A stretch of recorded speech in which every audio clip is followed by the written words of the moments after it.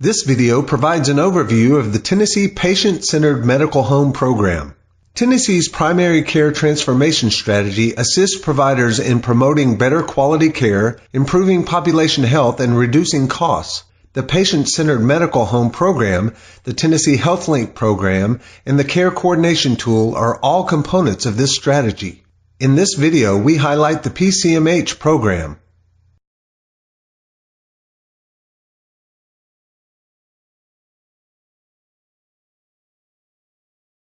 A PCMH functions to ensure patients receive enhanced patient-centered care.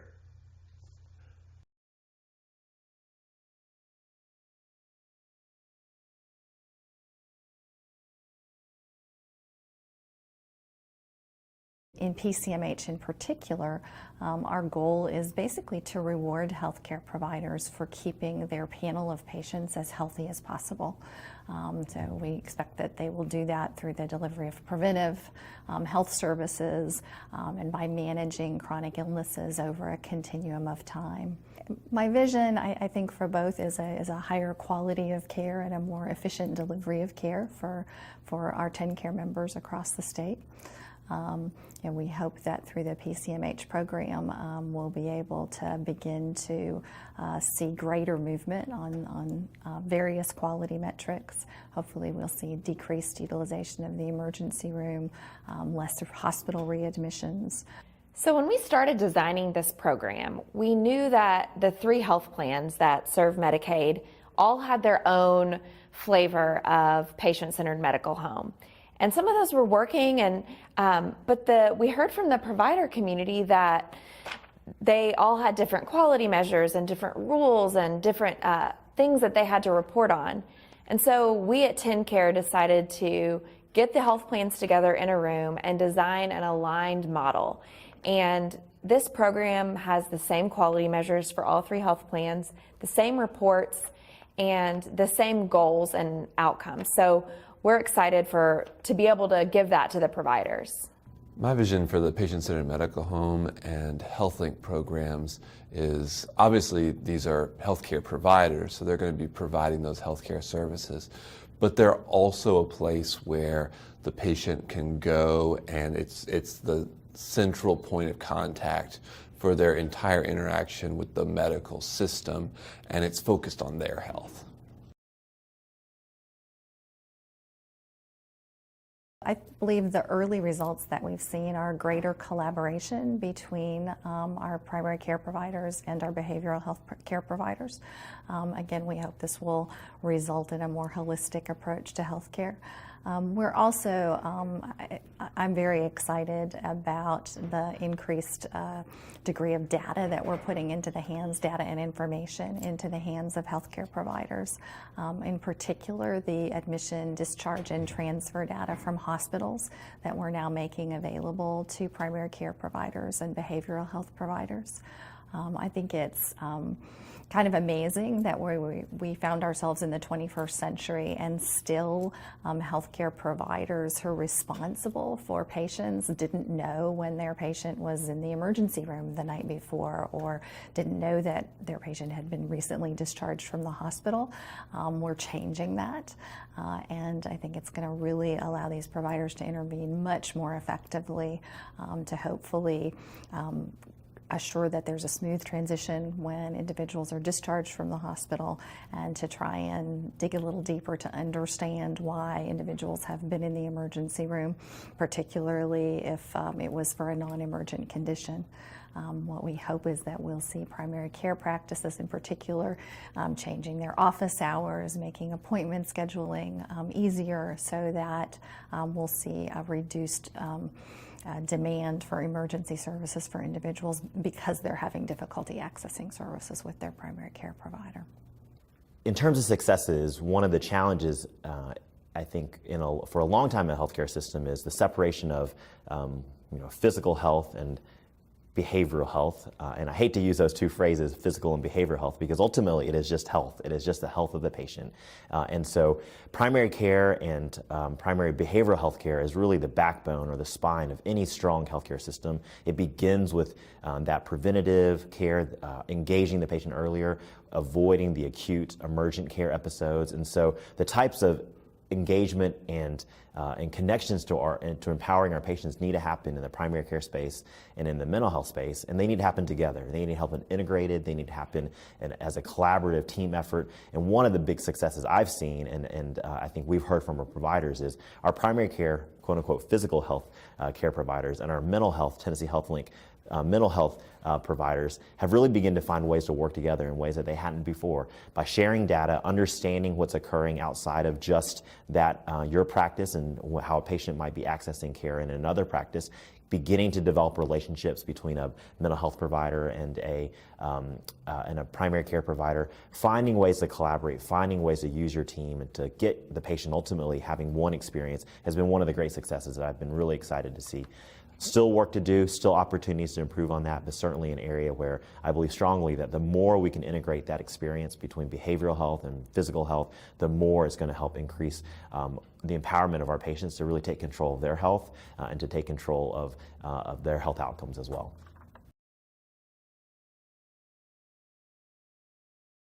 I think that we're going to see improvements in quality metrics. One of the things that we have tried to do with the patient-centered medical home model is to really provide some focus on quality measures that are most important to us. I think prior to patient-centered medical home, you might have had different health plans incentivizing different quality metrics with providers, and that made it difficult for practices to decide where to focus. Now we've got alignment across all of the TennCare managed care organizations around the quality metrics that we really want these practices to be focused on. And I think we're going to see more movement in the needle as a result of that.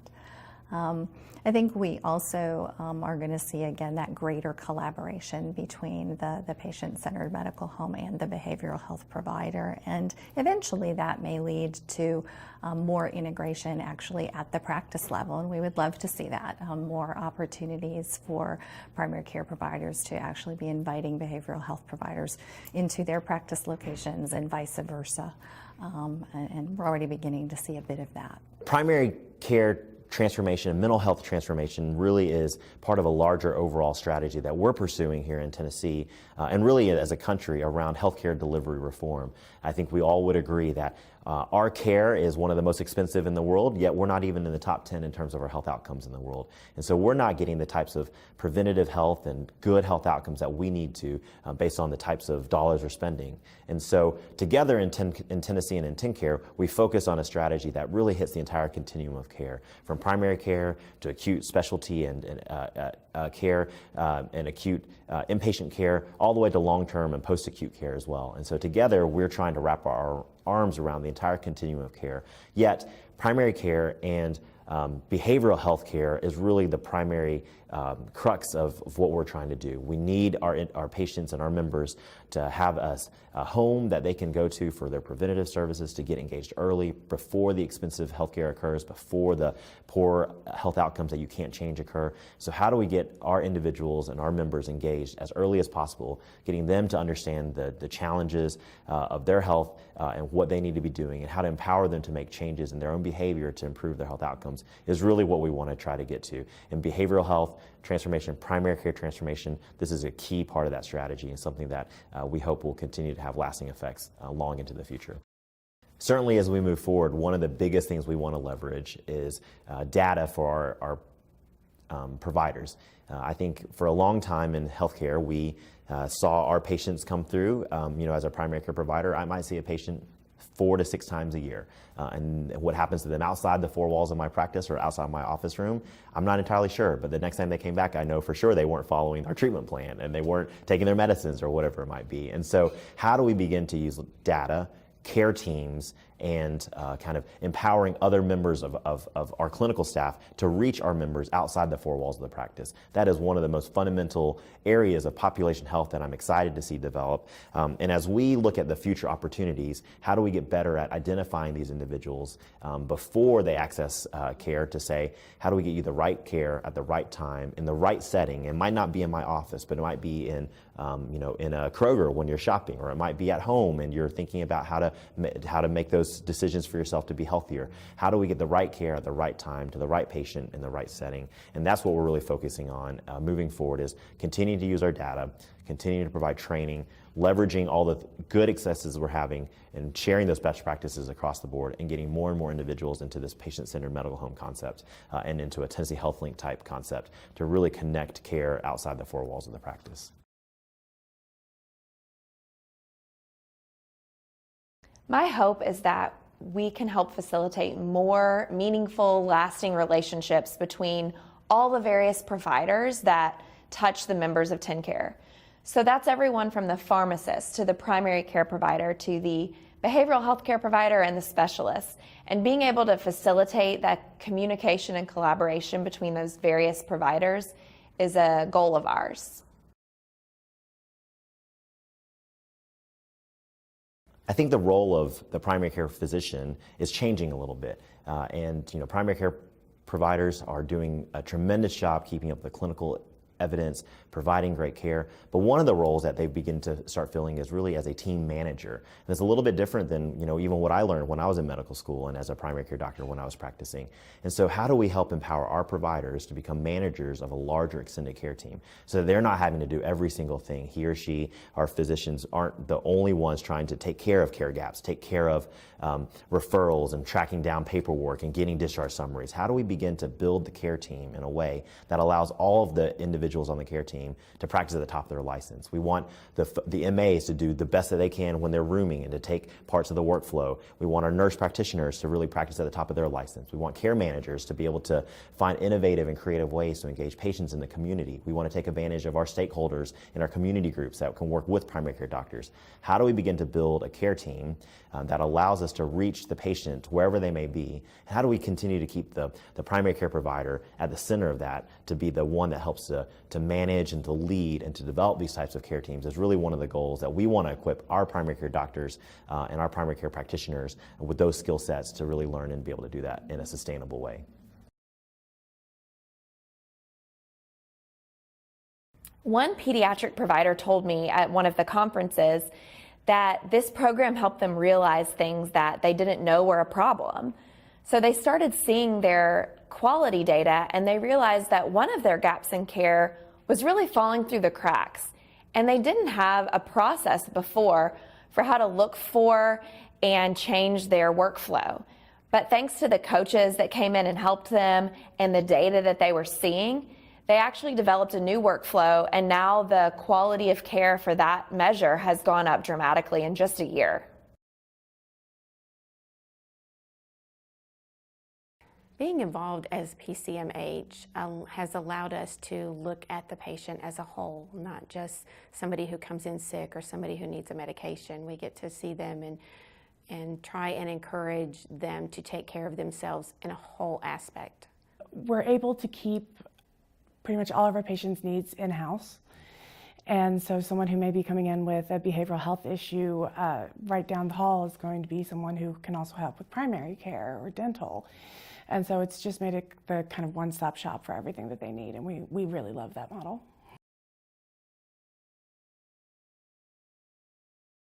Some of the changes that our practice has made in becoming part of the PCMH program is we're making sure that we have resources for our patients. Anything that we are unable to serve or we feel that they have a need for, we have that opportunity to go ahead and give them those resources rather than them having to try and find where those resources might be available for them. The changes that we've made in order to implement the model, the huddles have been so helpful in coordinating that care, because in the morning we're able to come in and see, oh, well, this person's coming in and they need to have their A1C tested. And it's also a time where we could say, the last time this person came in, they didn't seem like they were feeling their best. Maybe we can get behavioral health to peek their head in. And it's just a time where we can really plan to make sure that when that patient comes in, they get the most out of their time, and we're able to cover all those bases. The changes have affected our practice, and we have to be a little more personable with our patients. We get to know them a little better so that we can discover what their needs are to help them better obtain the goal of having better health.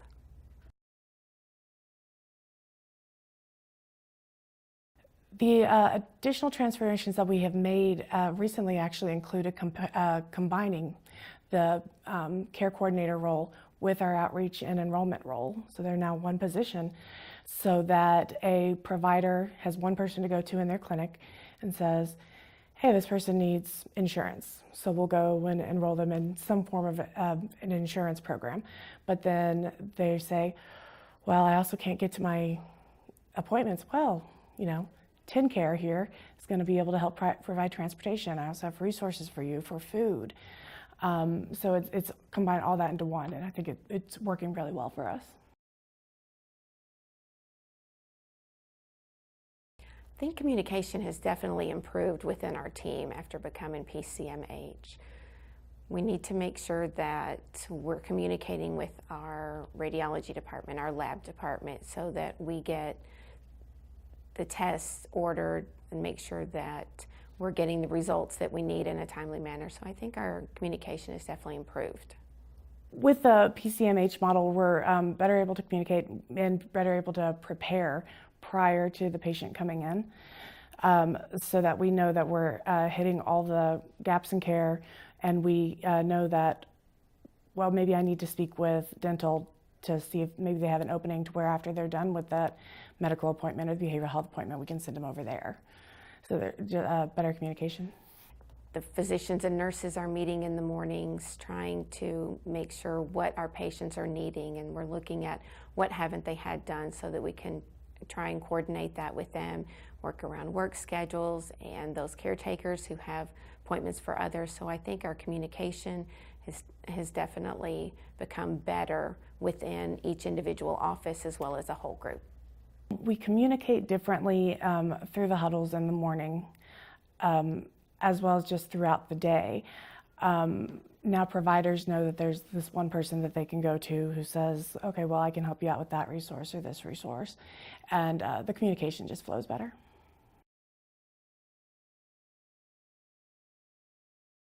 Our communication with specialists works well within our group because we are a multi-specialty group, but those outside, we're seeing that we're looking for more feedback from them to make sure that we get those visit records from them, or that the patient hasn't shown, so then we know to reach back out to the patient.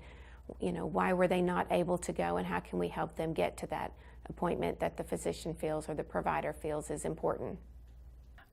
Yes, we're able to better communicate with other practices outside of our organization because now we have a definite flow and protocols in place that we've developed through using the PCMH model, so that we know that exactly where this patient may need to be referred to or may need to go.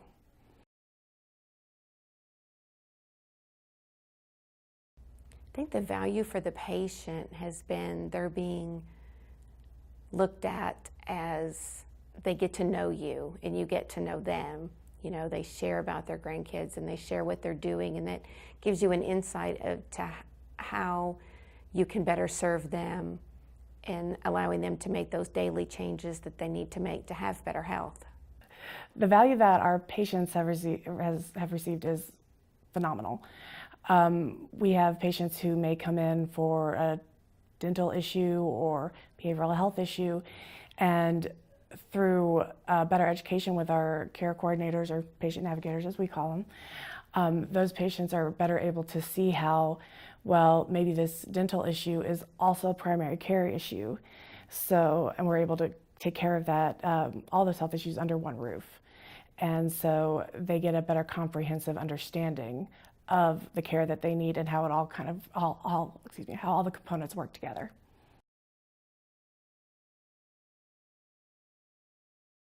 I think the value it's brought to staff is to make us even more prideful. If you're in the medical field, you usually do it out of a nurturing aspect that you have, and I think that allows that to come out more, and you can feel good that you've seen the change in people when they come back in and they tell you, when you tell them, their A1C's down, how excited they are because they've worked really hard, and you celebrate that with them, and I think that has made a big difference in how we see things.